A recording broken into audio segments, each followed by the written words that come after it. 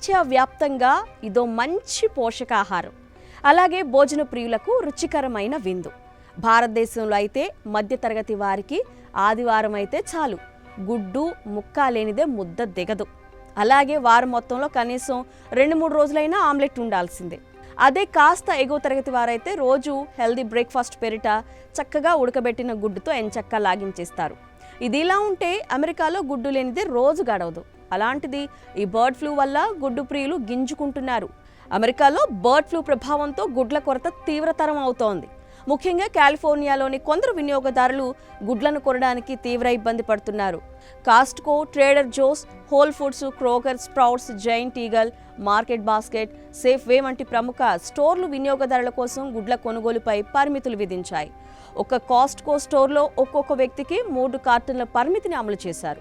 Trader Jose అయితే 1 dozen మాత్రమే అమ్ముతుంది. అలాగే హోల్ ఫుడ్స్ 3 కార్టన్లు, క్రోగర్ 2 డజన్ల వరకు మాత్రమే అమ్ముతోంది. మరి కొన్ని స్టోర్లు కూడా 2 నుండి 4 డజన్లు పరిమితిని అమలు చేస్తున్నాయి. ఈ కొరతకు ప్రధాన కారణం బర్డ్ ఫ్లూ. దీనివల్ల ఇప్పటికే అమెరికా దేశవ్యాప్తంగా లక్షలాది కోళ్లు మృతి చెందాయి. యుఎస్ వ్యవసాయ శాఖ నివేదిక ప్రకారం గడిచిన 3 నెలల్లో గుడ్ల ధరలు గణనీయంగా పెరిగాయి. కాలిఫోర్నియాలో కేజ్ ఫ్రీ లార్జ్ ఎగ్స్ ధర డజనుకు $9.11 చేరింది. డిసెంబర్ 2024 నాటికి గుడ్ల ధరలు 36.8% పెరిగాయి. 2025లో మరో 20% పెరుగుదల ఉండబోతుందని వ్యాపార నిపుణులు అంచనా.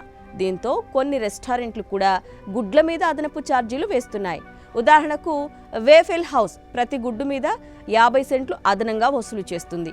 ఈ పరిస్థితిలో వినియోగదారులు గుడ్లు కొనడానికి ఉదయాన్నే క్యూలో నిలబడుతున్నారు. కాస్ట్కోలో గుడ్లను 10 నిమిషాల్లోనే అమ్మేసిన వీడియోలు సోషల్ మీడియాలో వైరల్ అవుతున్నాయి.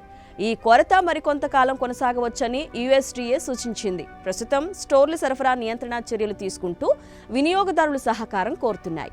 ఇంతటి గుడ్డు తీవ్రత ఎన్నటికి తీరేనో అని బాధపడిపోతున్నారు సదరు అమెరికా వాసులు. కాదు ప్రపంచ గుడ్డు ప్రియులు.